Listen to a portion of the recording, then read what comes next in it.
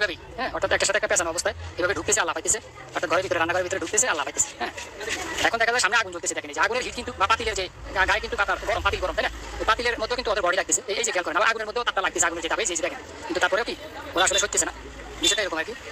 ভাত তরকারি সামনে কিছু ইয়ে আছে, চাউল টাউল আছে ধোয়া, মানে চাউল ধুয়ে এনে গাবলা বলের মধ্যে রাখছে, ওইটা কিছুক্ষণের ভিতরে পানিটা একটু গরম হলে দিব, তখনই হঠাৎ এই আগমন। এখানে যে সাপগুলো আসলে দেখতেছেন এটা কি ধরনের সাপ? হ্যাঁ, আমরা অনেকে এটা অনেকটা কালার দুধরাজের মতো, অর্থাৎ দুধরাজ বলি, আবার অনেকে দুধজাবাড়া বলতে পারেন। হ্যাঁ, তো এরকমটা অনেক কালার, এটা কোনো খৈয়ানো খাপ বা কিংকোবরা, হ্যাঁ, বা কালিয়ানো খাপ আমরা যেটা বলি, এটা হানো খাপের জাত না, কারণ হানো খাপের মাথার মধ্যে একটা মানে চ্যাপটা করে রাখে, হ্যাঁ, ফোঁস একটা শব্দ থাকে, কিন্তু মাথায় চ্যাপটা হয় না। এটা আমরা মূলত দুধজাবাড়া বলতে পারি, ধারাজ বলতে পারি, কিংবা দুধরাজ বলতে পারি। এই জাতীয় সাপের মধ্যে জিনিসটা যেটুকু কাটা ওইরকম দেখতে, এদের মাথা কিন্তু ওই ফোনাটা ধরে না। হ্যাঁ, যেমনটা আমরা খৈয়ানো কাপ বা কালিয়ানো কাপ, তারপরে দিই আমরা যে বলি কিংকোবরা, এই জাতীয় সাপগুলো আমাদের গ্রামাঞ্চলে আমরা দেখি যে এটা অল্পতেই কিন্তু মাথায় একটা ফোনা করে, এটা সেরকমটা না। তো এখানে সামনে লাঠির ভিতরে ঢুকে যেতে পারে, তো যাক, এরা কিন্তু চলে যাবে, ঠিক আছে? এদেরকে আপনারা যদি কখনো কোনো জায়গায় দেখেন, দয়া করে আমি একটা রিকোয়েস্ট করলাম, কেউ কখনো বিরক্ত করবেন।